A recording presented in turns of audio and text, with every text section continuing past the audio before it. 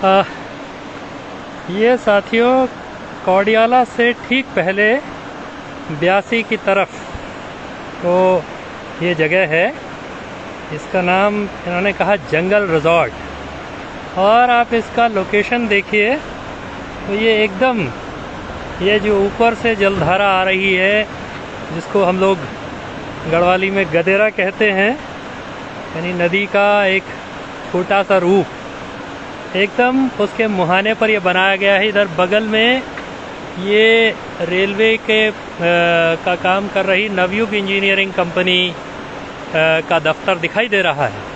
Navyug engineering वही company है जिनके सुरंग में उधर सिलक्यारा में कई दिनों तक मजदूर फंसे रहे, 41 मजदूर 17 दिनों तक फंसे रहे, तो ये उनका वर्क साइट है। और उसके बगल में ये जंगल रिजॉर्ट।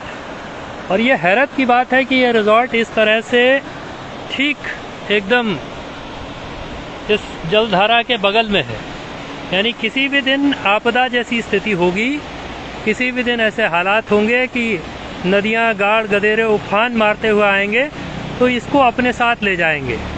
अब सवाल ये है कि ऐसी जगह पर इतनी बड़ी बिल्डिंग बनाने की अनुमति किसने दी, किसने तय किया कि यहाँ इतना बड़ा ये रिजॉर्ट बनाना है जो एकदम जलधारा से लगा हुआ। और नाप जोख होगी तो पता चलेगा कि इन्होंने इस गदेरे के सीमा का अतिक्रमण किया हुआ होगा, ये भी जांच का विषय है।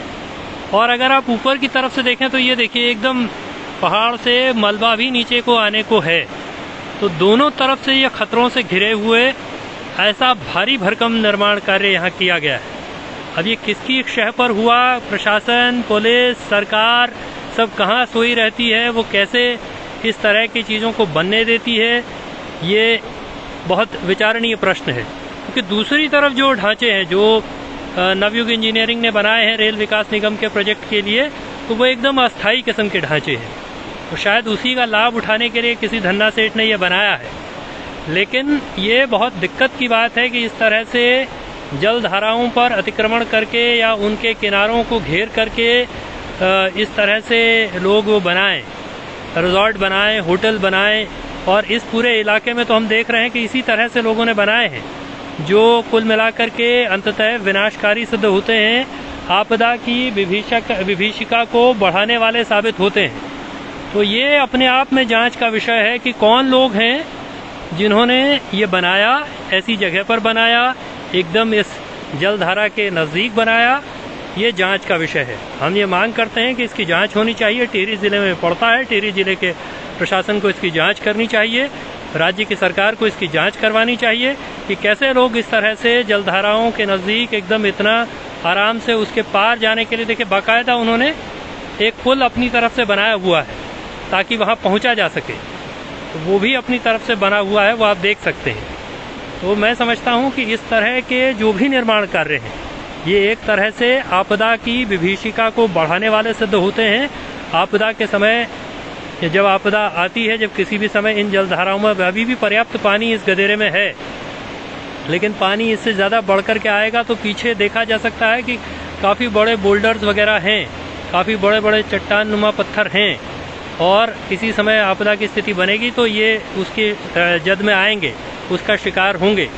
तो आपदाओं को एक तरह से आमंत्रण देना है। निश्चित ही हम अतिवृष्टि को नहीं रोक सकते हैं, हम फ्लैश फ्लड्स को भी नहीं रोक सकते हैं, हम भूस्खलन को नहीं रोक सकते हैं, हम भूकंप को नहीं रोक सकते हैं, लेकिन हम ऐसे उपाय ज़रूर कर सकते हैं कि उनकी जद में ना आए, थोड़ा सुरक्षित रहें।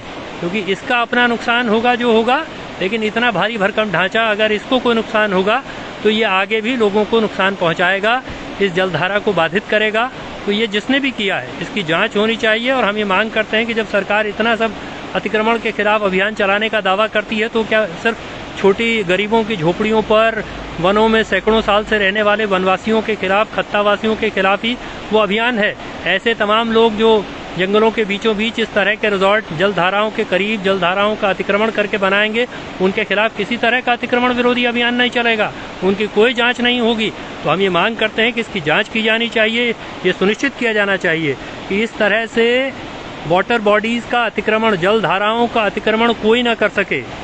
इस तरह से ये देखिए खतरनाक जगह ये है, जहाँ ऊपर से भी एक तरह से भूस्खलन की गुंजाइश दिखाई दे रही है, कुछ भूस्खलन का मलबा भी आया हुआ है।